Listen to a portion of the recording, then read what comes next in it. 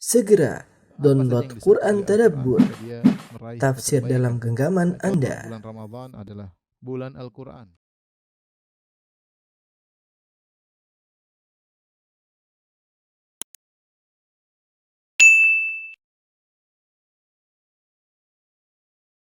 Bismillahirrahmanirrahim. Assalamualaikum warahmatullahi wabarakatuh. Alhamdulillahi ala ihsani wa syukru lahu ala taufiqihi wa amtinani wa asyhadu an la ilaha illallah wahdahu la syarika lahu ta'ziman li sya'ni wa asyhadu anna Muhammadan abduhu wa rasuluhu da'ila ridwani. Allahumma salli alaihi wa ala alihi wa ashabihi wa ikhwani. Sebelum saya melanjutkan, saya telah melihat kembali syarah dari kitab Masail Jahiliyah. Ternyata masih ada kelanjutannya ya. Syekh Muhammad bin Wahab rahimahullahu taala sampai pada tradisi yang ke-120 sekian ya. Kemarin kita terakhir pada sampai tradisi 100 ke-9 ya, dan akhir dari syarah dari Syekh Abdul Razak hafizahullah taala pada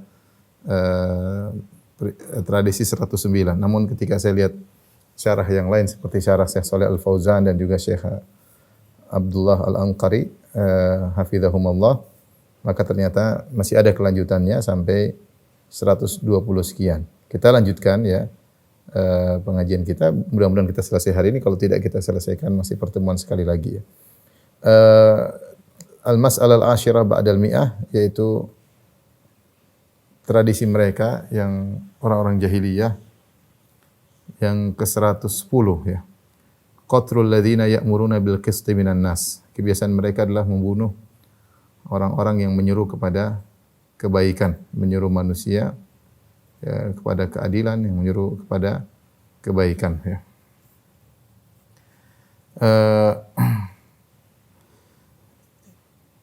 Ikhwan dan akhwat yang dirahmati Allah Subhanahu wa taala, ini adalah kebiasaan ya orang-orang jahiliyah, termasuk di antaranya orang-orang Yahudi yang di mana mereka membunuh para nabi jika nabi-nabi tersebut tidak sesuai dengan keinginan mereka ya. Allah Subhanahu wa taala mensifati orang-orang Yahudi dengan wa yaqtuluna an-nabiyyina bighairi haqq. Mereka membunuh para nabi dengan tanpa hak, tanpa dasar ya.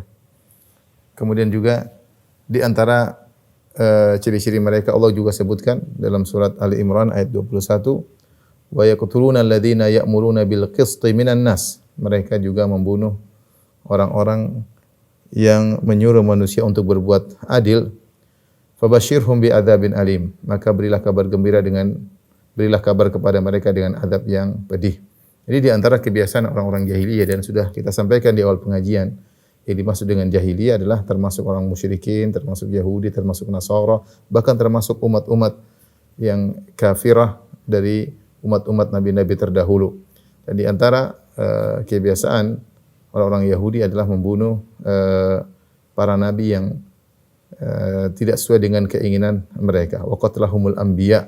Allah menyebutkan beberapa ayat menyebutkan sifat mereka ini, membunuh nabi-nabi yang tidak sesuai dengan keinginan mereka. Di antaranya disebutkan mereka membunuh Nabi Yahya, disebutkan juga mereka membunuh Nabi Zakaria, dan tentunya alaihi wassalam. Tentunya ada nabi-nabi yang lain yang mereka bunuh yang beritanya tidak sampai kepada kita. Jadi itulah kebiasaan orang jahiliyah. Kalau tidak sampai pada tahapan membunuh, tentunya mereka memusuhi orang-orang yang menyuruh kepada kebenaran ya. Oleh karenanya seorang ketika menyuruh kepada kebenaran, dia bersabar karena permusuhan, penentangan terhadap orang-orang menyuruh kepada kebaikan sejak dulu sudah ada. Kenapa? Karena orang yang menyuruh kepada kebaikan mengganggu banyak orang ya. Mengganggu orang-orang yang melakukan keburukan. Sehingga ketika orang yang melakukan keburukan merasa terganggu, merasa diusik, maka mereka akan menghadang ya, kemudian menghentikan orang yang menyuruh kepada kebaikan tersebut, bahkan bisa sampai pada tahapan diculik atau dibunuh, dan itu merupakan kebiasaan orang-orang jahiliyah ya.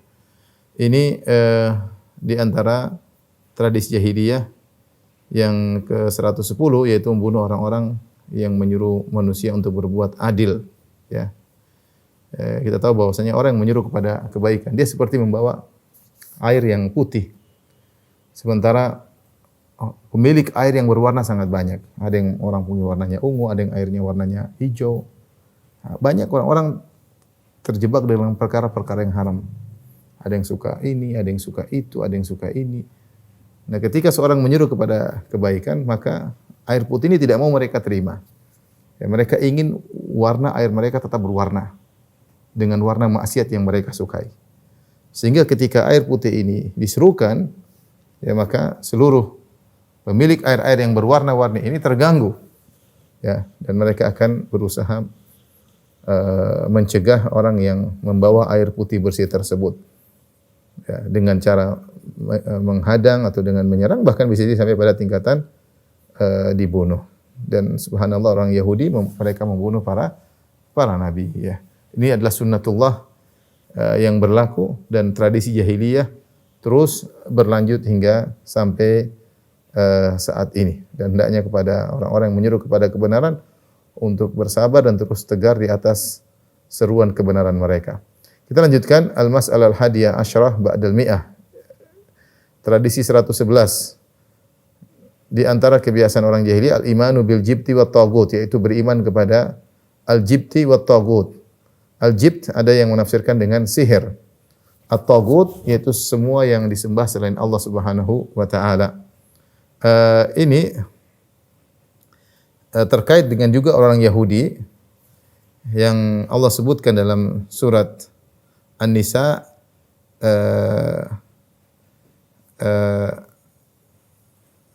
atau surat-surat An-Nisa ayat 50, ya. Kata Allah Subhanahu wa taala, "Alam tara ilal ladzina utu nasiban minal kitabi yu'minuna bil jibti wat taghut."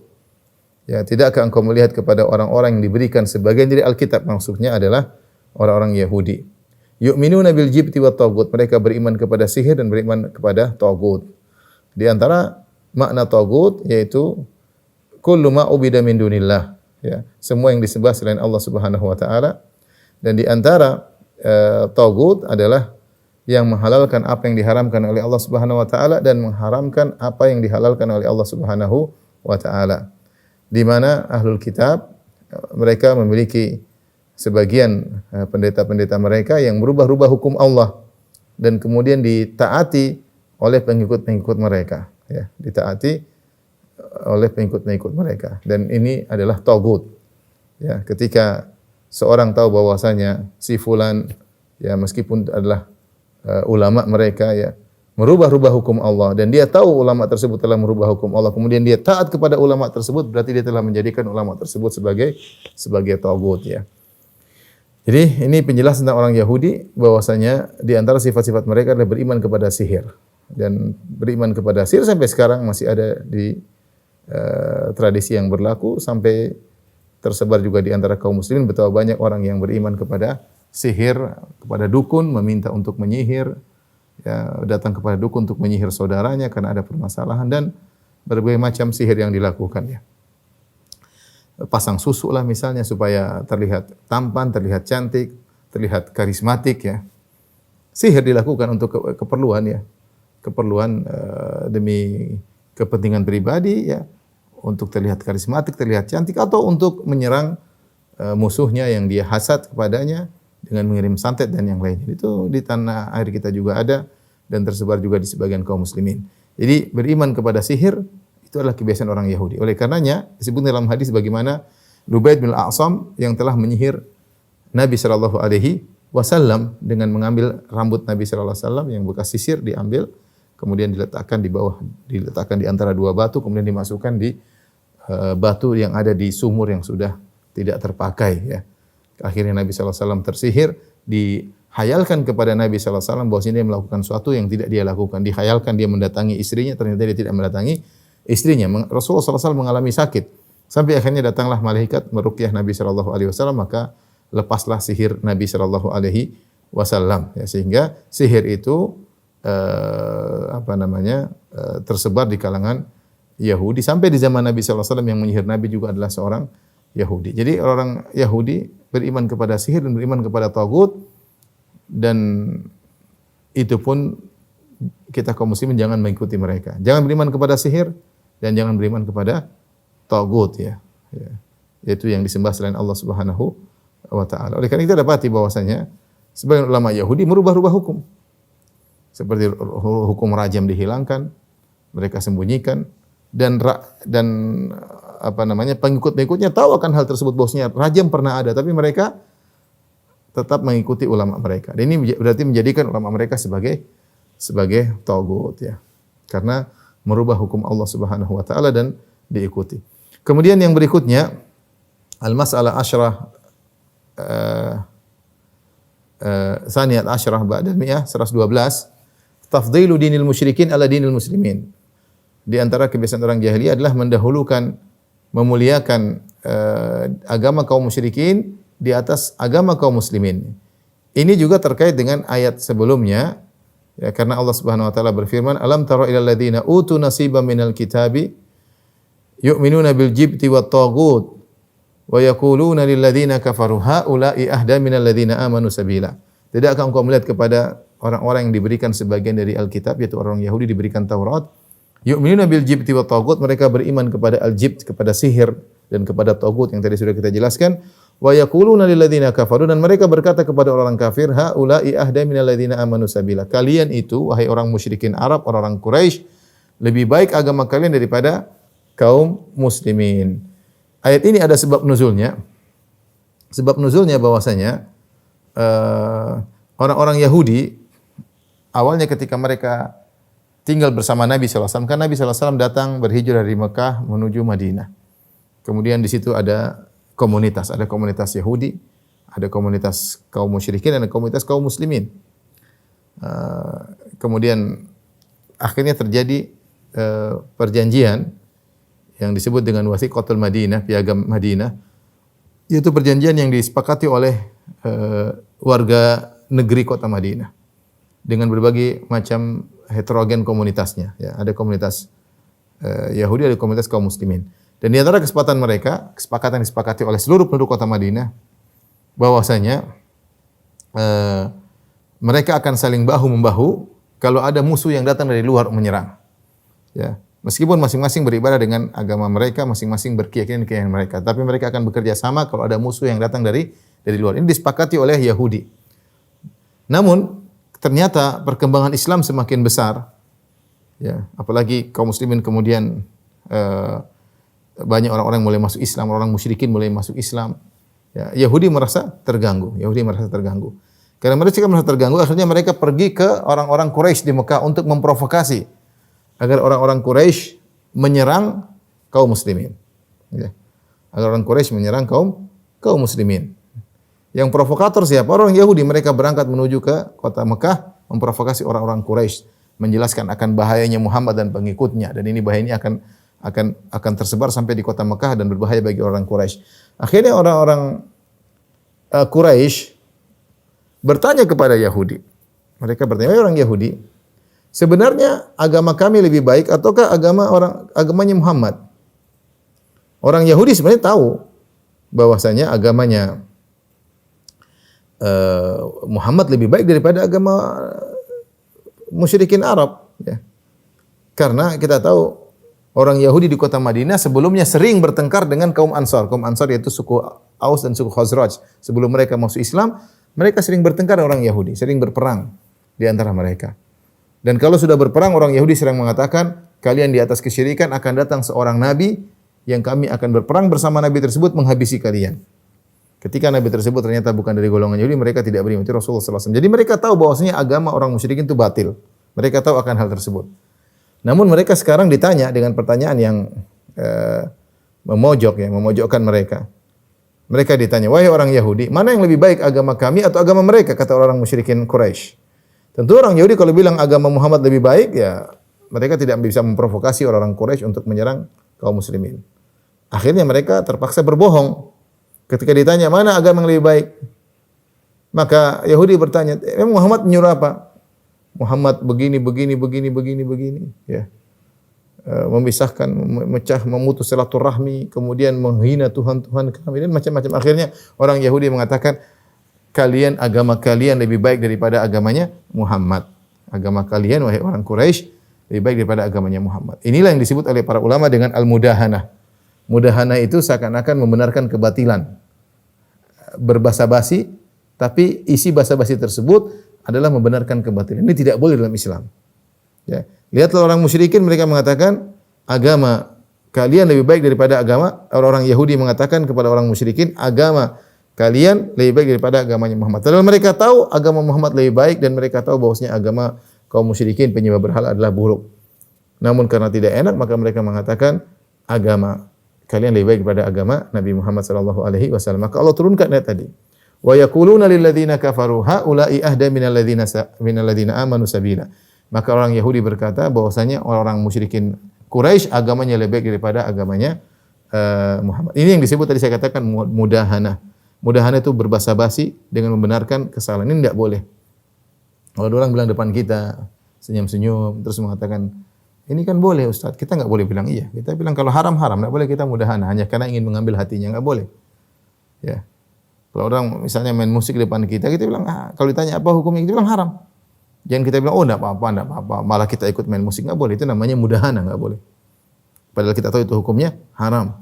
Kalau haram, haram. Ya. Jangan sampai kita enggak enak, akhirnya kita bilang, oh enggak apa-apa, enggak boleh. Ya. Jadi mudahanah tidak diperbolehkan. Adapun mudarat itu kita berbasa-basi tanpa harus membenarkan yang batil. Atau kita menunda penjelasan karena ada kemaslahatan. Itu tidak jadi masalah. Yang tidak boleh adalah mudahanah. Kita berbasa-basi untuk mencari muka atau ingin menarik hatinya dengan membenarkan kebatilan atau seakan-akan mereka di atas kebenaran. Ya. Tidak boleh. Ini kadang kita terjebak. Bahkan misalnya di antara sebagian dai yang misalnya diundang oleh non-muslim, maka tidak boleh dia dalam rangka untuk menjaga persatuan kemudian dia mengesankan bahwasanya mereka juga di atas kebenaran. Enggak boleh. Dia bisa pakai bahasa yang lain. Dengan bahasa kita harus saling menghargai karena kita berada di atas suatu negara kesatuan, kita punya musuh di luar sana, itu boleh kalau seperti itu. Karena kita untuk memikirkan misalnya negara kita ya, Nabi SAW juga dahulu sempat melakukan Wathiqatul Madinah, perjanjian perdamaian dengan atau perjanjian yang disepakati oleh Yahudi dan kaum muslimin. Namun dalam perjanjian tersebut tidak ada mudahanah. Rasulullah SAW mengatakan walil Yahudi dinum walil muslimin dinuhum. Kaum Yahudi punya agama sendiri, kaum muslimin punya agama sendiri. Tidak ada Rasulullah mengatakan kita semua benar, tidak ada. Jadi hati-hati jangan kejebak.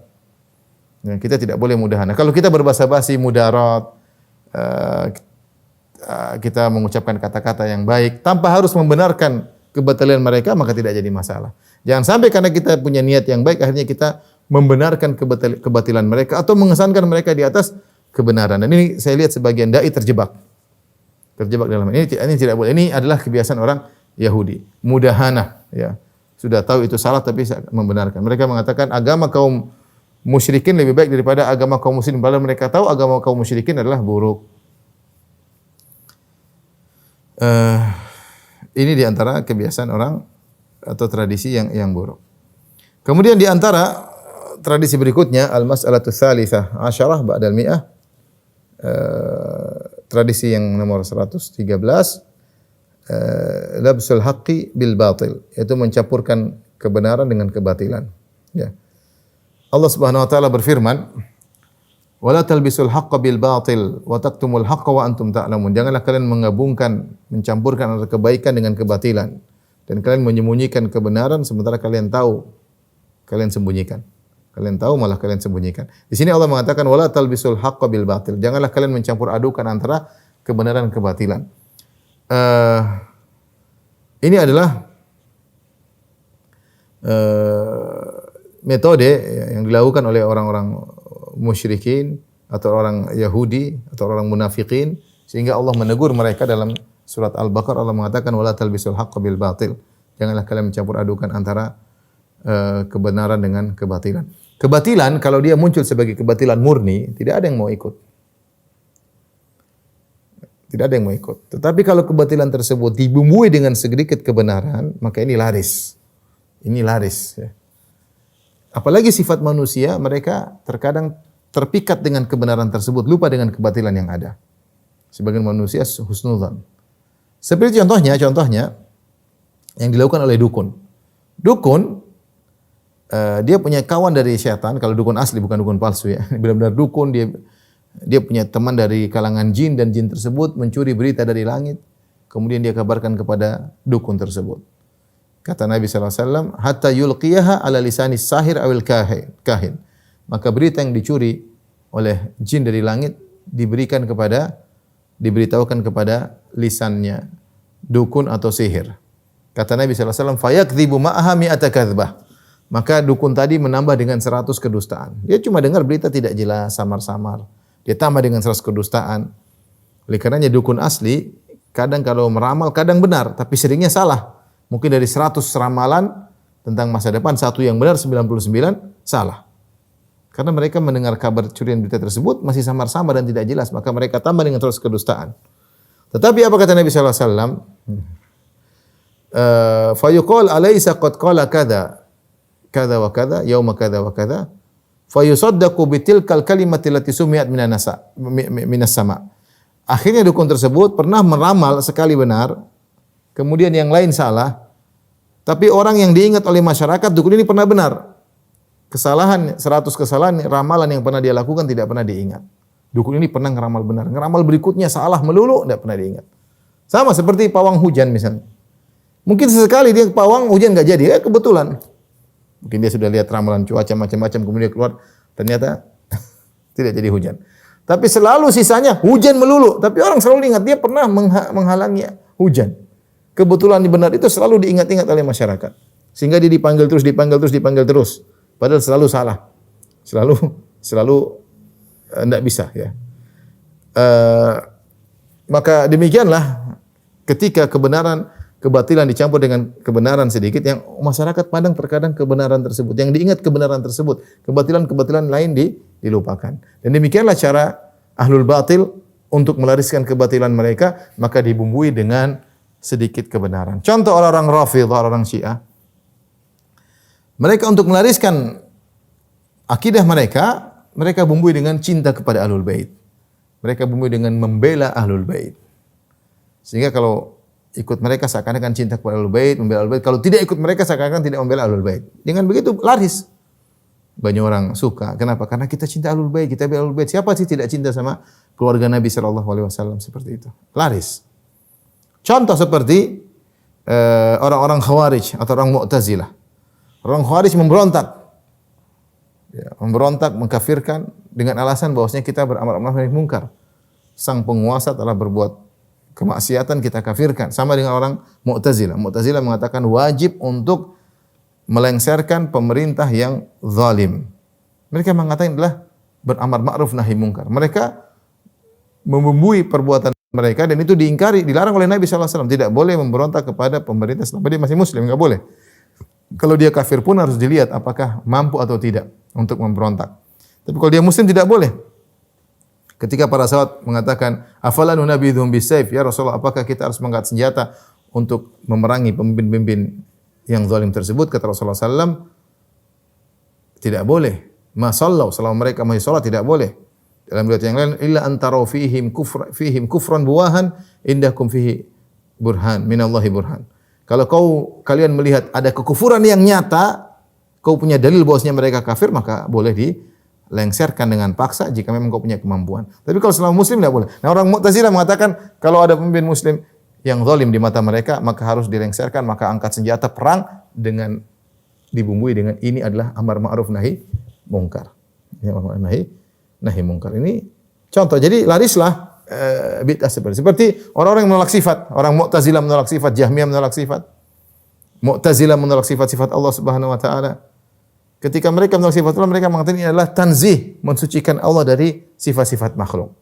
Sehingga larislah ketika sedikit dibumbu dengan kebaikan al-haq, ya, maka jadilah kebatilan tersebut laris. Inilah metode orang-orang jahiliyah dahulu. Karena kalau mereka menampilkan kebatilan murni, tentu tidak akan ada yang mengimani.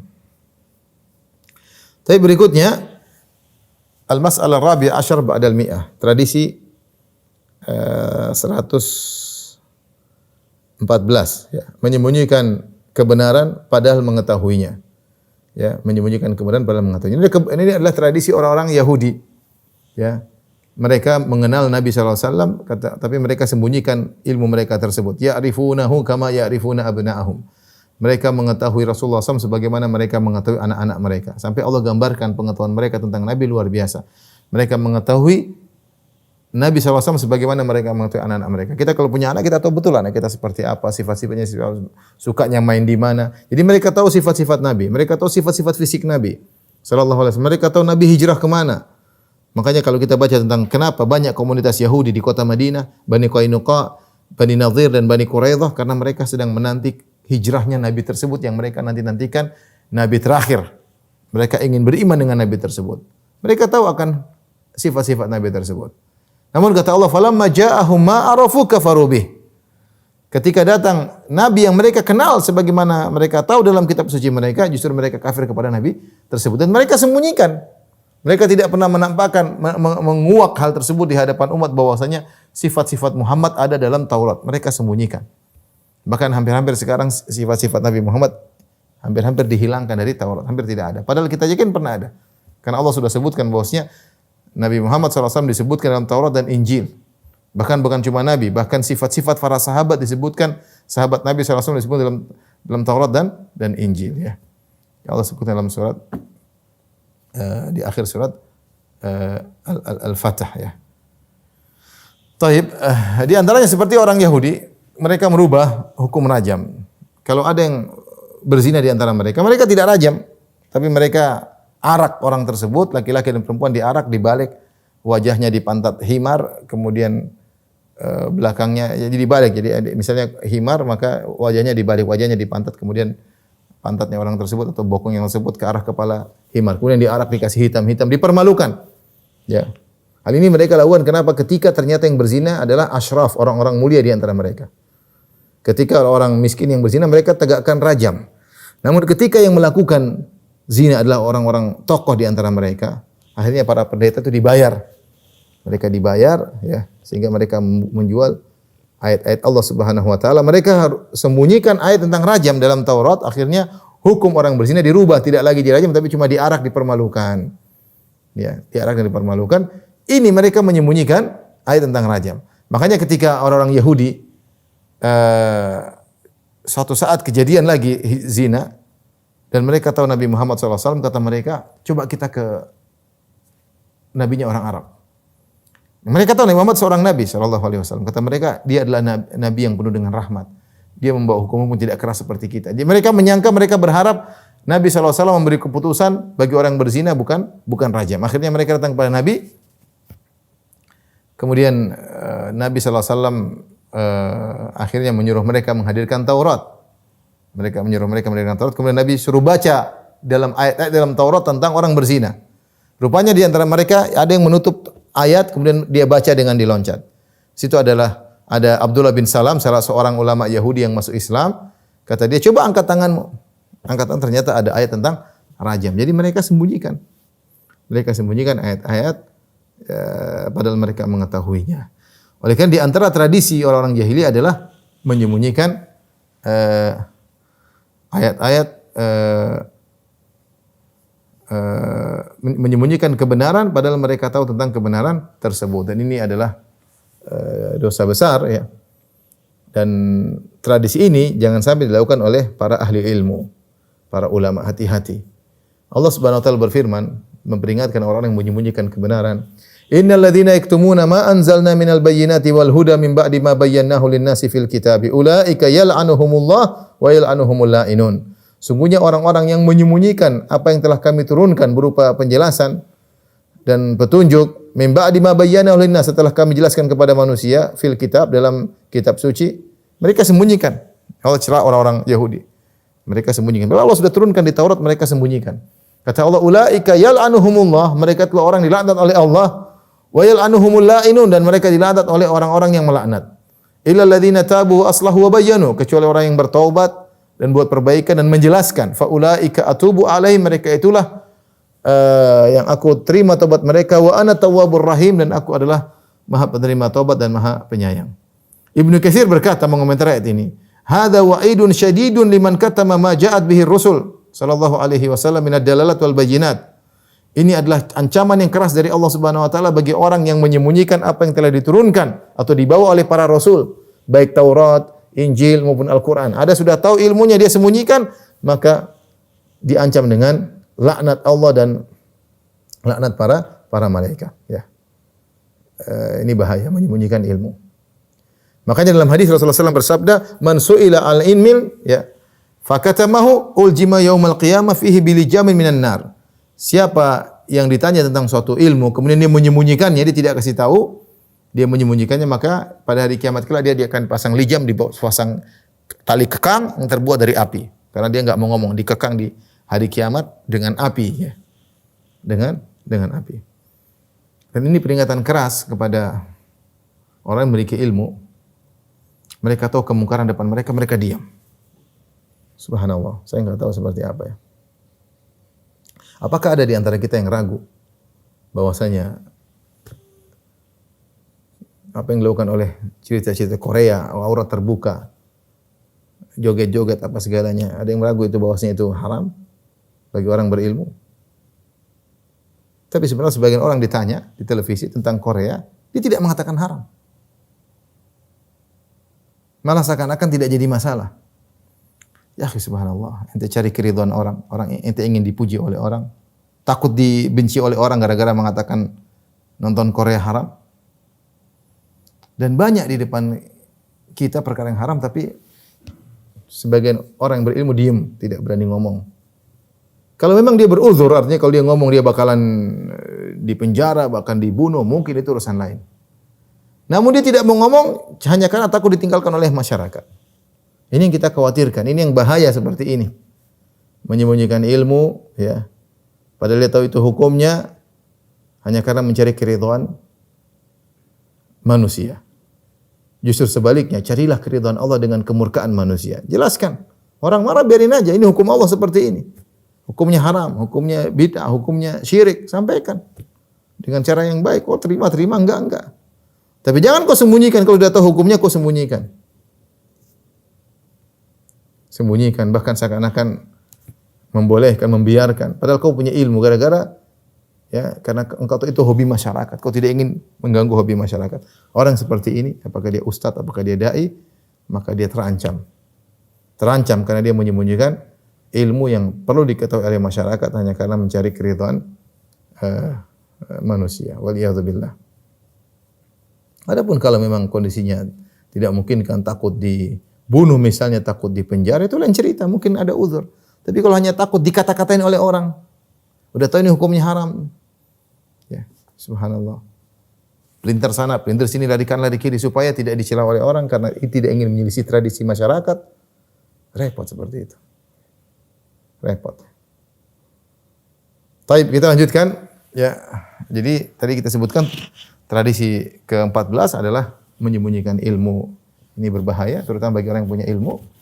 Kalau suatu dia tahu, dia harus jelaskan. Ya, jangan dia berdiam diri. Orang mau marah, orang mau mencela, urusan yang penting kita mendapat keridhaan Allah Subhanahu wa taala.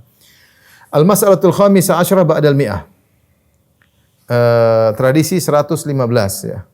Qaidatud dhalal wa hiyal qaul 'ala Allah bila ilmin. Asas dari segala kesesatan yaitu berbicara tentang Allah tanpa ilmu. Ini tradisi yang sangat berbahaya. Berbicara tanpa ilmu, ya. Berbicara tanpa ilmu, ya. Dan tentunya ini terkait dengan agama, ya. Allah Subhanahu wa taala menyebutkan tentang bicara tanpa ilmu bahaya, kata Allah, "Qul innama harrama rabbiyal fawahisha ma dhahara minha wa batan wal itsma wal baghya wa an tusyriku billahi ma lam yunzil bihi sultanan wa an taqulu 'ala Allahi ma la ta'lamun." Kata Allah, sungguhnya Allah hanyalah mengharamkan al-fawahish, ya, perbuatan-perbuatan keji. Ya. Qul innama harrama rabbiyal fawahisha ma dhahara minha wa batan, baik perbuatan keji yang nampak maupun perbuatan keji yang tersembunyi. Wal itsma wal baghya, Allah mengharamkan dosa dan Allah mengharamkan berbuat zalim. Ya. Wa an tusyriku billahi ma lam yunzil bihi sultanan, Allah mengharamkan kesyirikan. Kemudian di akhir Allah berkata, wa an taqulu 'ala Allahi ma la ta'lamun, dan kau berkata tentang Allah apa yang kau tidak punya ilmu tentangnya. Seorang jangan nekat untuk berbicara tentang agama. Kalau tidak tahu bilang wallahu a'lam, jangan nekat. Jangan nekat. Yang menjadikan kerusakan adalah orang hobi untuk berbicara. Hobi tasaddur, hobi ingin muncul. Hobi ingin punya followers. Hobi ingin punya channel. Kemudian dia berbicara tentang agama tanpa ilmu. Apalagi ditanya kemudian berbicara menjawab tanpa ilmu. Sebenarnya sebagian orang kita lihat tidak tahu bahasa Arab. Tidak tahu bahasa Arab. Kemudian berani ceramah kemana, ke sana kemari. Sayanglah dirimu, ya akhi. Sayanglah dirimu. Jadilah motivator. Motivator oke, tapi jangan bicara agama. Bicara agama berikan kepada ahlinya. Ya. Berikan kepada ahlinya. Ya. Kalau tidak akan repot pada hari kiamat kelak. Ya. Kalau seorang aja seperti saya misalnya, saya mau bicara tentang kedokteran, saya enggak berani. Kedokteran adalah disiplin ilmu tersendiri, seorang tidak bisa berbicara, kasih resep kecuali orang-orang yang ahli, yang sudah belajar bertahun-tahun, yang tahu tentang ilmu kimia, ilmu biologi, ilmu obat-obatan, ngerti, baru dia berbicara. Adapun kalau tidak pernah belajar, gimana bicara? Saya masuk bicara, ditanya tentang urologi, saya bicara, saya enggak berani, saya ini siapa? Saya nol di dalam ilmu urologi, saya enggak bisa. Ya. Ini orang kalau sudah bicara agama ngomong, yang penting bahasa Arab aja nggak bisa. Baca Al-Fatihah aja nggak beres. Baca Al-Fatihah nggak beres. Terus bicara ke sana kemari, yang penting ceramahnya lucu, yang penting ceramahnya menarik, yang penting menyenangkan pendengar, yang penting memuaskan pendengar. Jangan, hati-hati, sayangilah dirimu. Ya, di antara dosa besar adalah berbicara tentang Allah tanpa ilmu. Bicara tentang Allah tanpa ilmu. Dulu di kota Madinah ada seorang faqih Madinah, gurunya Imam Malik namanya Rabi'atul Ra'i. Rabi'ah dia menangis. Ada seorang datang masuk ke rumahnya dan dia dalam kondisi menangis. Maka orang itu bertanya, "Amusibatun dakhalat alaik? Apakah kau terkena musibah sehingga kau menangis?" Kata dia, "La, bukan." "Terus kenapa Anda menangis wahai sang faqih, orang yang faqih?" Kata dia, "Laqad ustuftiya man la ilma lahu." Sekarang sudah ada orang yang jadi tempat bertanya yang tidak punya ilmu. Tidak punya ilmu ditanya-tanya, diminta fatwa. Ya. Itu yang buat dia menangis. Karena bicara tentang agama berbahaya kalau tidak punya ilmu. Sehingga akhirnya timbul orang-orang yang berani bicara tentang agama. Satu pemusik bicara agama. Satu tukang dangdutan bicara agama. Satu pelawak bicara agama. Ya. Satu politikus bicara agama. Ya akhi, biarkan agama kepada pakar-pakarnya. Ya.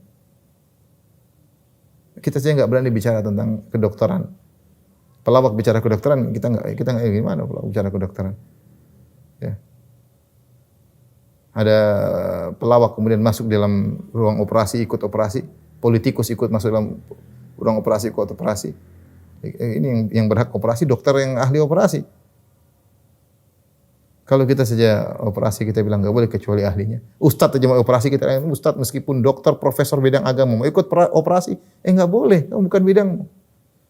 Ini kita bicara tentang ranah syariat. Tapi Ibnu Qayyim punya bukunya Al-Muwaqqi'una Rabbil Alamin. I'lamul Muwaqqi'in an Rabbil Alamin. Al-Muwaqqi'in itu ulama yang seakan-akan dia bertanda tangan atas nama Allah Subhanahu wa taala. Bahaya. Bicara harus pakai dalil, enggak boleh pakai perasaan, enggak boleh pakai logika tanpa dalil, bahaya. Orang kalau tidak punya database gimana berbicara? Antum kalau dokter kan dokter urologi bicara kan ada database-nya. Antum belajar bertahun-tahun, praktek antum bisa berbicara punya database sehingga antum keluarkan resep. Ini orang enggak pernah belajar agama, enggak tahu bahasa Arab, ngaji juga enggak bisa. Ngaji aja enggak bisa. Terus bicara followers, subhanallah, sayangilah dirimu. Kita bukan apa, kasihan aja. Dia akan menyesal pada hari kiamat kelak. Ya. Bagaimana membimbing umat sementara dia tidak memiliki kafa'ah, tidak memiliki kemampuan ya. Akhirnya Rabi'atul Ra'i berkata, buat dia menangis, ini di zaman Imam Malik, gurunya Imam Malik, dia mengatakan laqad istuftiya man la ilma lahu. Sungguh telah orang tidak punya ilmu dimintai fatwa. Kemudian dia berkata, wala ba'dhu man yuftiha huna ahaqqu bisijni minas surraq. Sungguhnya orang yang sebagian orang berfatwa di sini lebih utama di penjara daripada para pencuri. Pencuri berbahaya, tapi bicara tentang Allah tanpa ilmu, tentang agama Allah tanpa ilmu, lebih berbahaya lagi, merusak. Ini yang kita sedihkan dengan fenomena banyak yang terjadi seperti ini. Imam Malik rahimahullahu taala, ada orang datang dari jauh bersafar, tanya 40 pertanyaan, cuma jawab mungkin 4, 5, sedikit. Selainnya dia mengatakan, La adri, aku tidak tahu, aku tidak tahu, aku tidak tahu. Oleh karenanya seorang jangan nekat berbicara tanpa ilmu. Kalau tidak tahu bilang apa? Wallahu a'lam. Saya tidak tahu. Tanyakan kepada yang lebih tahu ya. Tanyakan kepada yang lebih tahu. Jangan sok tahu, karena berbicara tanpa ilmu adalah dosa besar. Berikutnya al-mas'alah sadisa asyarah ba'dal mi'ah. Permasalahan 116. Tanaqudul wadih lamma kadzdzabul haqqa. Terjadi kontradiktif yang jelas ketika mereka mendustakan kebenaran. Kama qala ta'ala, sebagaimana firman Allah, bal kadzdzabu bil haqqi lamma ja'ahum fahum fi amri marij. Dan mereka orang-orang musyrikin, mereka mendustakan Al-Qur'an lamma ja'ahum, ketika Al-Qur'an datang kepada mereka, fahum fi amri marij, sementara mereka dalam kondisi kebingungan. Muttarib, marij itu maksudnya ittirab, al-hayrah, yaitu al-hayrah, goncang, bimbang, ragu ya. Jadi Allah menceritakan bahwasanya demikianlah yang terjadi jika seorang menolak kebenaran. Ketika dia menolak kebenaran, dia akan bingung sendiri. Terjadi kontradiktif di antara mereka. Ya, terjadi kontradiktif di antara mereka. Dan itu yang terjadi kepada ahlul batil. Ketika misalnya orang Nasara, ketika mereka menolak Allah Maha Esa, kemudian mereka ingin menempelkan ada Tuhan selain Allah Subhanahu wa taala dengan trinitas, akhirnya mereka terjadi kontradiktif yang banyak sekali. Ada yang bilang Nabi Isa anak Tuhan, ada yang mengatakan bukan anak Tuhan, ada yang mengatakan ruhnya di Tuhan, macam-macam. Satu sambung tiga, tiga sambung satu. Allah adalah Isa, ya. Dan banyak mereka berselisih tentang Allah Subhanahu wa taala, sehingga mereka harus mengadakan pertemuan lagi tentang masalah Tuhan. Bunda Maria Tuhan atau bukan, terjadi khilaf. Ya. Ya, terjadi khilaf karena mereka ragu, karena mereka menolak kebenaran. Demikian juga sebagian ahlul bidah, ketika mereka menolak akidah yang benar, mereka ya, terjatuh dalam kontradiktif di antara mereka. Kalau kita baca buku-buku mereka, satu masalah mereka 7 pendapat. Contoh seperti sebagian mereka ketika berbicara tentang apa yang pertama kali wajib bagi seorang masuk Islam. Kalau kita Ahlussunnah mengatakan masuk Islam pertama kali wajib ucapkan la ilaha illallah Muhammadar Rasulullah. Kata mereka tidak. Awal wajib al-mukallaf, yang pertama wajib bagi orang yang masuk Islam harus nazar. Nazar itu pengamatan. Terus ada lagi pendapat juz'un minan nazar, sebagian daripada pengamatan. Ada yang mengatakan al-qasdu ila nazar, keinginan untuk. Ada yang mengatakan syak, keraguan, sampai 7 pendapat. Satu masalah ya 7 pendapat. Ya. Dan ini terjadi kontradiktif di antara mereka. Maka seorang kalau sudah menolak kebenaran, dia pasti terjun dalam kontradiktif. Maka terimalah kebenaran dengan berlapang dada, jangan ditolak. Karena kalau kebenaran sudah ditolak, pasti terjerumus dalam kontradiktif, sebagaimana orang-orang musyrikin dahulu ketika mereka menolak Al-Quran, maka mereka terjerumus dalam pertikaian di antara mereka. Ya. Kemudian masalah sabi'ah asyarah ba'dal mi'ah, tradisi yang ke-17, mudah-mudahan kita selesai malam ini, sabar ya. Al-imanu bi ba'dhi ma unzila duna ba'd. Beriman kepada sebagian ayat-ayat Allah dan tidak beriman kepada sebagian yang lainnya.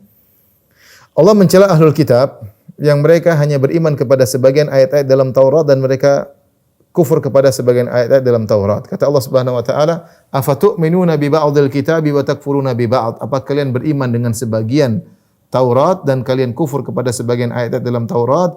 Fama jazaa'u ma yaf'alu dzalika minkum illa khizyun fil hayatid dunya. Tidak ada balasan yang tepat bagi kalian yang melakukan hal tersebut kecuali kehinaan di kehidupan dunia.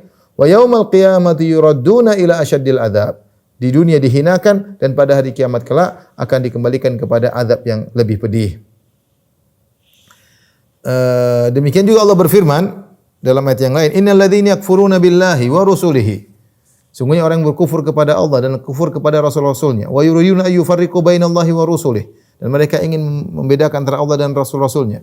Wa yaquluna nu'minu bi ba'dhin wa nakfuru bi ba'd, dan mereka berkata kami beriman kepada sebagian dan kami kufur kepada sebagian. Wa yuriduna ayattakhidhu baina dzalika sabila, mereka ingin cari jalan tengah. Mereka tidak mau beriman kepada seluruh ayat dan mereka juga tidak ingin kafir kepada seluruh ayat, tapi mereka beriman sebagian, kufur kepada sebagian, mereka ingin cari jalan tengah. Apa kata Allah? Ulaika humul kafiruna haqqan. Mereka adalah orang kafir yang sesungguhnya.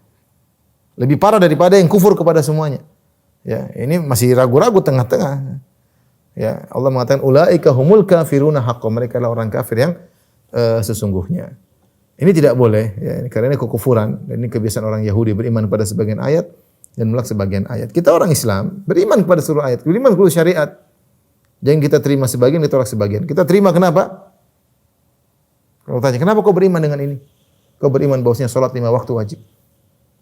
Karena ini perintah Allah. Terus kenapa kau menolak misalnya seorang yang menolak hukum waris? Kenapa kau menolak hukum waris? Kan ini juga dari Allah Subhanahu wa taala. Seharusnya kalau kau terima ini, kau terima hukum salat 5 waktu, kau juga terima hukum waris karena sama-sama dari Allah. Tapi suatu tidak logis, tidak mantiki kalau engkau berkata aku beriman salat 5 waktu karena Allah perintahkan dalam Al-Qur'an ada, tapi aku kufur kepada hukum waris karena tidak sesuai dengan keinginanku. Ini tidak, ini namanya kau milih ayat sesuai dengan hawa nafsumu. Udkhulu fis silmi kafah, kata Allah, masuk dalam Islam secara totalitas. Jangan hanya ayat-ayat yang kita senangi kita imani, yang tidak kita senangi kita tolak. Tidak boleh. Ya. Ini orang-orang jahiliyah dulu, orang Yahudi dulu beriman sebagian kitab dan mereka menolak sebagian kitab. Kita kalau sudah tahu ini ayat dari Allah, ini syariat Allah, maka kita terima. Kita terima, ya, jangan kita tolak dengan logika, dengan akal dan yang itu dengan hawa nafsu. Taib yang berikutnya, tradisi yang ke-18, 118. At-tafriq bainar rusul. Di antara kebiasaan orang-orang jahili dahulu, mereka membedakan para rasul, ya. Seperti mereka, maksudnya apa? Mereka beriman kepada sebagian rasul dan mereka kufur kepada sebagian rasul. Tentunya ini maksudnya ahlul kitab. Kalau orang-orang musyrikin Quraisy, mereka kufur kepada sebagian rasul. Tapi ahlul kitab, mereka beriman kepada sebagian rasul dan mereka kufur kepada sebagian rasul. Seperti Yahudi. Yahudi beriman kepada Nabi Musa, namun mereka kufur kepada Nabi Isa dan kufur kepada Nabi Muhammad SAW. Demikian juga orang Nasara, mereka beriman kepada Nabi Musa dan Nabi Isa, tapi mereka kufur kepada Nabi Muhammad SAW. Dan ini adalah tidak boleh. La nufarriqu baina ahadin min rusulih. Perkataan orang beriman, kami tidak membeda-bedakan antara Rasul yang satu dengan Rasul yang lain. Kami beriman seluruhnya. Kita orang Islam beriman kepada seluruh Nabi dan Rasul. Kita memuliakan Nabi Musa, kita memuliakan Nabi Isa. Makanya ada satu buku yang judulnya bagus, dia mengatakan dia dulu Nasrani kemudian dia masuk Islam. Dia mengatakan Rabihtu Muhammadan walam akhsar Isa. Aku beriman kepada Nabi Muhammad dan aku tidak melepaskan Nabi Isa. Aku juga beriman kepada Nabi Isa. Apa rugi Anda beriman kepada Nabi Muhammad? Kalau kau beriman kepada Muhammad, kau tetap beriman kepada Nabi Isa. Bahkan dalam Al-Qur'an betapa banyak ayat mengagungkan Nabi Isa. Bahkan bukan cuma Nabi Isa, ibunya Maryam, ada surat Maryam khusus tentang ibunya Nabi Isa alaihissalam. Bahkan lebih dari itu keluarga Imran dalam Al-Qur'an ada memuliakan moyang-moyangnya Nabi Isa alaihissalam. Bahkan dalam Al-Qur'an ada mukjizat yang tidak disebutkan dalam Injil-Injil yang ada sekarang. Mukjizat Nabi Isa berbicara ketika masih kecil. Injil-Injil yang 4 yang sekarang diakui tidak ada di situ. Nabi Isa berbicara ketika masih kecil. Dalam Al-Qur'an ada mukjizat yang tidak disebut oleh mereka. Kalau kita beriman kepada Nabi Muhammad SAW, kita tetap beriman kepada Nabi Isa. Nah, mereka tidak ahlul kitab, mereka beriman kepada sebagian nabi dan mereka tidak beriman kepada sebagian nabi yang lain. Nah, kalau seorang tidak beriman kepada satu nabi, sama saja dia tidak beriman kepada seluruh nabi. Sama, dia tidak beriman kepada utusan Tuhan yang ini, berarti konsekuensinya dia tidak beriman kepada utusan-utusan Tuhan yang lainnya. Oleh karenanya Allah berfirman tentang kaum-kaum yang sebelumnya, kata Allah, kadzabat qaum Nuhinil mursalin. Sungguhnya kaum Nuh mendustakan para rasul. Kenapa? Karena padahal yang didustakan cuma Nabi Nuh, satu nabi saja. Tapi ketika kaum Nabi Nuh mendustakan Nabi Nuh, Allah mengatakan kaum Nabi Nuh telah mendustakan seluruh para rasul. Karena mendustakan satu rasul sama dengan mendustakan seluruh rasul-rasul yang lain. Allah juga demikian juga ayat-ayat yang lain yang menjelaskan akan hal tersebut. Taib, yang berikutnya permasalahan yang 100 atau tradisi 119. Mukhasamatuhum fima laisa lahum bi'ilm. Suka mendebat pada perkara yang mereka tidak punya ilmu tentangnya. Allah berfirman wa minan nasi. Jadi berdebat tanpa ilmu, berdebat tentang agama tanpa ilmu. Ini kebiasaan orang Yahudi dahulu, orang musyrikin dahulu, karena mereka tidak punya ilmu. Kata Allah, wa minan nasi may yujadilu fillahi bighairi ilmin wala hudan wala kitabim munir. Di antara manusia ada yang mendebat tentang Allah tanpa ilmu, tanpa petunjuk, tanpa ayat yang jelas yang memberi cahaya. Jadi tidak ada dalil. Bicaranya pakai logika. Ini adalah buah dari berbicara tentang Allah tanpa ilmu. Ketika seorang berbicara tentang Allah tanpa ilmu, maka dia pasti akan membantah orang yang di atas kebenaran tanpa ilmu. Dan ini kebiasaan orang-orang jahiliyah, kebiasaan orang jahiliyah di mana mereka membantah kebenaran tanpa ilmu, tanpa dalil, tanpa Al-Qur'an, tanpa ayat, hanya dengan logika ya. Maka kita kalau tidak tahu kita enggak usah debat, sudah enggak tahu. Bisa jadi orang tahu punya kebenaran kita enggak tahu. Kalau kita enggak tahu bilang wallahu alam, jangan nekat. Pertama jangan berbicara kalau tidak punya ilmu dan jangan menyalahkan kalau kita enggak punya ilmu. Kalau kita punya ilmu boleh kita bilang kamu salah karena dalilnya begini-begini, enggak apa-apa. Tapi kalau kita sendiri tidak tahu ilmunya, kita jangan menyalahkan orang apalagi kita enggak tahu. Bilang aja wallahu a'lam. Karena itu kebiasaan orang-orang jahiliyah. Berikutnya al-mas'alatul 20 ba'dal mi'ah. Tradisi 120. Dakwahum ittiba'as salafi ma'at tasrih bi mukhalafatihim. Mereka ngaku-ngaku punya nenek moyang yang baik itu para salaf sementara mereka menyelisihi nenek moyang mereka, orang-orang saleh. Ini seperti orang-orang Yahudi Nasara mengaku mereka adalah pengikut Ibrahim. Tapi Ibrahim alaihissalam tidak seperti mereka. Allah bantah, "Maka Ibrahimu Yahudiyan wala Nasraniyan, walakin kana Hanifah Muslimah." Orang Yahudi dan Nasara mengaku kami pengikut Ibrahim. Kami Ibrahimiyah. Allah bantah, "Maka Ibrahimu Yahudiyan." Ibrahim bukan Yahudi. Wala Nasraniyan, walakin kana Hanifan. Tapi dia adalah seorang yang condong kepada tauhid, jauh daripada kesyirikan. Wa ma kana minal musyrikin, dan bukan termasuk orang musyrik. Ini contoh ngaku-ngaku punya salaf yang baik Ibrahim tapi mereka menyelisih. Yang ngaku-ngaku salafnya Ibrahim atau nenek moyang mereka yang soleh adalah Ibrahim adalah tiga kelompok, yaitu Yahudi, Nasara dan orang musyrikin. Karena mereka semua keturunan Nabi Ibrahim. Yahudi, Nasara semua keturunan Ishak bin Yakub, ya. Apa namanya? Yakub bin Ishak, semuanya keturunan Yakub bin Ishak, ya. Semua dari jalur Yakub bin Ishak bin Ibrahim.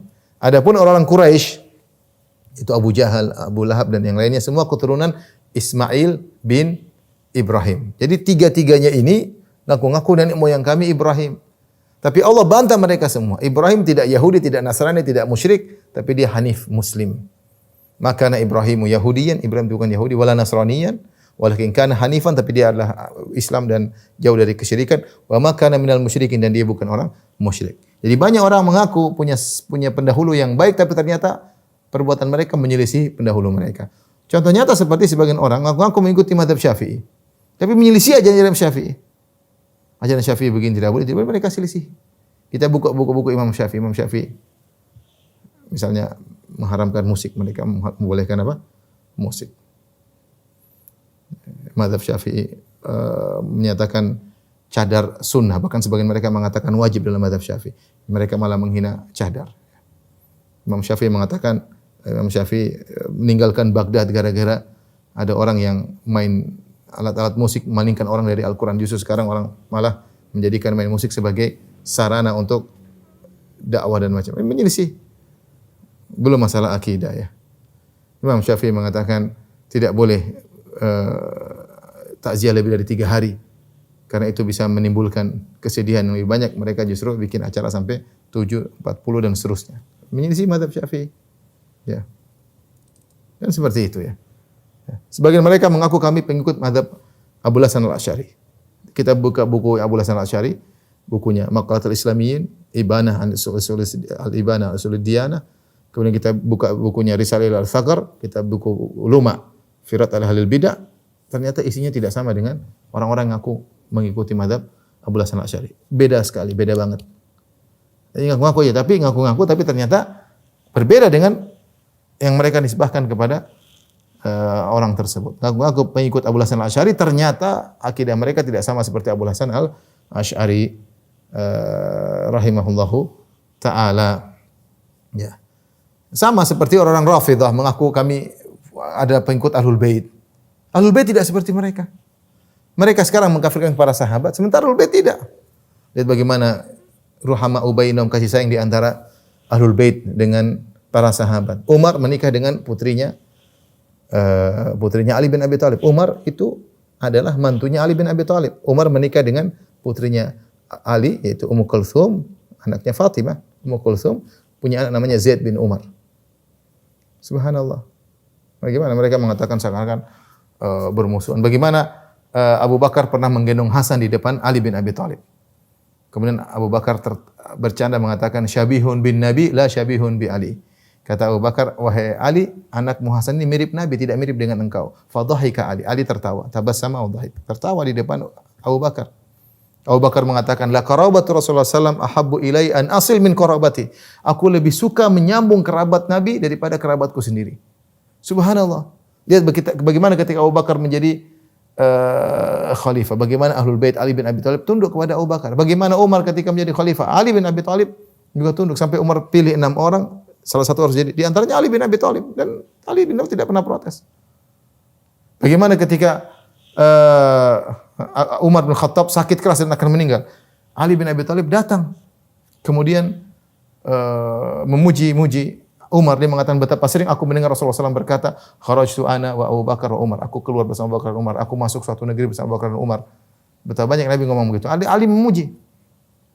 Ketika Muhammad bin Hanafiyah, anaknya Ali bin Abi Thalib bertanya, ya ayahanda, siapa orang terbaik? Dia mengatakan terbaik Abu Bakar. Kemudian siapa? Kemudian Umar. Kemudian siapa? Engkau wahai ayahanda? Kata Ali bin Abi Thalib, abuka innama rajulun min rijal muslimin. Aku hanya seorang laki di antara orang-orang yang lain. Tapi dia mengakui bagaimana kemudian Abu Bakar dan Umar. Sementara Rafidhah mencaci maki mengkafirkan Abu Bakar dan Umar, mereka tidak sama dengan nenek moyang mereka. Orang Rafidhah sekarang penyembah kuburan Husain, kuburan Ali disembah-sembah ya. Ditinggikan besar-besar, kuburannya Khomeini besar kayak apa? Besar kayak apa? Sementara dalam Sahih Muslim Rasulullah pernah menugaskan Ali bin Abi Thalib untuk meratakan kuburan. Kata Ali bin Abi Thalib kepada Abul Hayyaj Al-Asadi, "Ala aba'athuka ala ma ba'athni Rasulullah sallam alla tada' timthalan illa tamastahu wa la qabran musyrifan illa sawaitahu." Maukah aku tugaskan engkau sebagaimana Nabi pernah menugaskan aku, yaitu Ali bin Abi Thalib. Nabi pernah menugaskan Ali bin Abi Thalib. Nabi pernah menugaskan aku, kata Ali, Nabi pernah menugaskan aku, jangan kau biarkan ada patung kecuali kau hancurkan, dan jangan kau biarkan ada kuburan tinggi kecuali kau ratakan. Yang Rafidhah enggak, justru meninggalkan kuburan. Ikut ngaku-ngaku pencinta Ahlul Bait, ngaku nenek moyang Ahlul Bait, tapi mereka tidak sama dengan Ahlul Bait. Jadi betapa sering sebagaimana orang jahiliyah mengaku keturunan Ibrahim, punya salaf yang baik, tapi ternyata mereka menyelisihi Ibrahim, Nabi Ibrahim alaihissalam. Sama seperti orang misalnya orang-orang Masihi, kami adalah Masihi, pengikut Al-Masih, tapi ternyata tidak sama dengan ajaran Al-Masih. Taib, yang tradisi yang 121, sadduhum an sabilillah wa man amana bihi, yaitu bahwasanya mereka dulu orang-orang jahiliyah menghalangi orang dari jalan Allah dan menghalangi orang-orang yang beriman kepada Allah Subhanahu wa taala. Kebiasaan mereka kata Allah, innal ladzina kafaru yunfiquna amwalahum liyasuddu an sabilillah. Sungguhnya orang kafir mereka berinfak untuk menghalangi orang dari jalan Allah. Kebiasaan mereka. Bagaimana orang-orang Quraisy ketika ingin menyerang Nabi SAW, mereka kumpulkan uang sebanyak-banyaknya dan mereka ingin menghalangi orang dari Islam. Sebagaimana kisah Nabi Syuaib, kalau ada orang datang ikut pengajian Nabi Syuaib, maka mereka halangi, mereka pergi sana, jangan dengan orang-orang kampung lain disuruh pergi, jangan. Ya, jadi kita tahu bahwasanya di sana ada orang jahiliyah yang dahulu mereka mengorbankan harta mereka untuk menghalangi orang dari Islam. Dan sekarang juga demikian, ada orang yang mengeluarkan uang mungkin triliunan untuk menghalangi orang dari mengenal Islam, membuat citra Islam tidak baik, menggambarkan Islam tidak baik. Tapi Allah Subhanahu wa taala yang akan memenangkan agamanya ya. Dan kalau ada orang menghalangi orang dari jalan Allah, sungguhnya mereka hanya mengikuti tradisi orang jahiliyah. Kemudian yang ke-122, mawaddatul kufur wal kafirin ya. Yaitu suka dengan kekufuran dan suka dengan orang kafir ya. Cinta kepada kekufuran, suka dengan kufuran, suka kufuran tersebar. Ini seperti orang liberal. Oh, semua sama, semua benar, agama semua benar, agama semua baik, agama semua mengantarkan pada surga. Ini enggak boleh seperti itu. Saya bilang semua agama mengantarkan pada surga. Ini tidak benar. Ini kekufuran. Bagaimana kesyirikan mengantarkan kepada surga? Ya. Orang mukmin benci kepada kekufuran. Kata Allah, "Walakinnallaha habbaba ilaikumul imana wa zayyanahu fi qulubikum." dalam surat Al-Hujurat, tapi Allah menjadikan kalian cinta dengan iman dan Allah hiaskan iman dalam hati kalian. Wa karraha ilaikumul kufra wal fusuqa wal isyan. Dan Allah menjadikan kalian benci dengan kekufuran, benci dengan kemaksiatan, benci dengan kefasikan. Ulaika humur rasyidun. Mereka adalah orang-orang yang mendapat petunjuk. Adalah tradisi jahiliyah, suka dengan maksiat, suka dengan kefasikan, suka dengan kekufuran bahkan. Suka.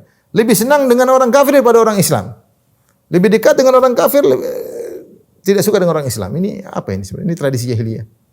Kata Allah, la tajidu qauman yu'minuna billahi wal yawmil akhir yuwadduna man hadallaha wa rasulahu walau kanu aba'ahum aw abna'ahum aw ikhwanahum aw ashiratahum.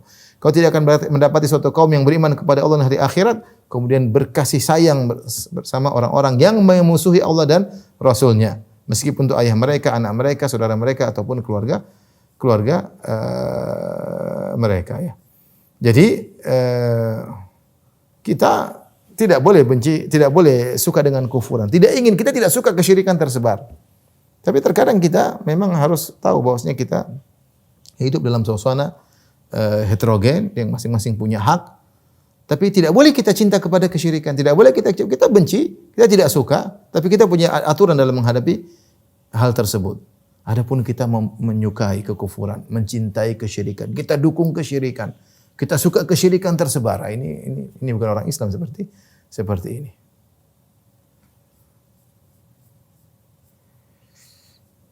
Taib yang terakhir kita selesaikan kitab ini. Al-mas'alatu الثالثة والعشرون بعد المئة والرابعة والخامسة والسادسة والسابعة والثامنة والتاسعة والعشرون بعد المئة ya. Jadi permasalahan 23, 24, 25, 123, 124, 125, 126, 127, 128, 129. Beliau sebutkan banyak perkara digabungkan dalam satu tradisi yaitu al-iyafah wa tarq wa tiyarah ya. Wal kahana wa tahakkum ila taghut wa qahru tatazwij bainal aidain. Ini adalah masalah-masalah yang maknanya mirip ya. Di antaranya adalah al-iyafah wa tayrah ya atau tiyarah. Wal iyafah wa tiyarah ya. Ini dua perkara tapi maknanya mirip, itu adalah zajrut tayr. Zajrut tayr inilah terkait dengan masalah at-tiyarah atau tatayyur. Orang-orang Arab dahulu ketika mereka hendak pergi, mereka mengusir suatu burung tertentu, mereka datangi, mereka usir. Kalau burungnya terbang ke kanan, maka mereka melanjutkan perjalanan. Kalau burungnya terbang kiri, mereka enggak jadi melakukan perjalanan. Ini masalah tatoyur, ini syirik ya. Dan sebagian orang zaman sekarang juga melakukannya. Mungkin tidak burung, tapi ketika mereka berjalan, tentu ada kecelakaan di samping, mereka lihat darah, mereka akhirnya pulang. Padahal tidak harus, jalan terus saja. Serahkan tawakal kepada Allah. Kalau kecelakaan lanjut ya. Terkadang lagi jalan tahu-tahu ada kucing loncat. Oh ini jangan-jangan balik lagi. Jalan aja, berhenti, jangan sampai nginjak kucing, lanjutkan bismillah. Itu lagi jalan tahu-tahu ada ular lewat. Oh ini kayaknya tanda. Ini semua enggak ada dalam Islam, enggak ada seperti ini. Bismillah jalan terus ya. Jalan terus. Namanya tatayyur. Namanya at-tarq. At-tarq ya. At-tarq itu menulis di garis-garis di tanah, garis ada ilmu mereka untuk meramal masa depan. Garis-garis gini, nanti mulai dihapus ini. Oh ini berarti masa depan seperti ini, meramal. Ini perdukunan. Kemudian wal kahana, perdukunan sebagaimana kita ketahui tersebar, meramal tentang masa depan, mencari barang hilang, itu namanya perdukunan. Wa tahakkum ila taghut. Di antara tradisi jahiliyah adalah berhukum kepada taghut. Tidak suka dengan hukum syariat, malah hukum kepada undang-undang yang bukan syariat. Dia tahu dia orang Islam. Ada pilihan, saya mau ikut undang-undang atau ikut syariat. Kalau ikut syariat saya untungnya sedikit. Mending saya tidak boleh. Namanya tahakum ila taghut. Tradisi orang ya tahakamu ila taghut. Ya, mereka orang jahiliyah dulu suka berhukum kepada taghut, ya berhukum kepada selain hukum Allah yang mereka anggap menguntungkan duniawi mereka. Kemudian di antaranya karahatu tazwij bainal aidain. Di antara kebiasaan orang jahiliyah adalah tidak suka menjalankan akad nikah di antara Idul Fitri dan Idul Adha. Mereka tidak suka. Ini adalah tatoyur juga. Ini rata-rata bicara tatoyur, itu tidak ada syariatnya. Ini semuanya kita jauhi. Wallahu alam wa sallallahu nabiyana Muhammadin wa alihi wasallam. Demikianlah kitab Al-Masail Al-Jahiliyah atau Masail Jahiliyah. 129 permasalahan sudah kita selesaikan dalam 15 pertemuan. Alhamdulillahirabbil alamin. Alhamdulillah awalan wa akhiran. Baik, demikian saja pertemuan kita. Ini pertemuan yang terakhir dari Masail Jahiliyah. Semoga apa yang kita sampaikan bermanfaat dan bisa kita amalkan dalam kehidupan kita sehari-hari, dan kita berusaha menjauhi tradisi-tradisi jahiliyah agar tauhid kita semakin sempurna. Karena melakukan tradisi-tradisi jahiliyah sungguhnya mengikis tauhid, nilai-nilai tauhid yang kita miliki. Wallahu ta'ala alam bisawab. Wabillahi taufiq wal hidayah. Assalamualaikum warahmatullahi wabarakatuh.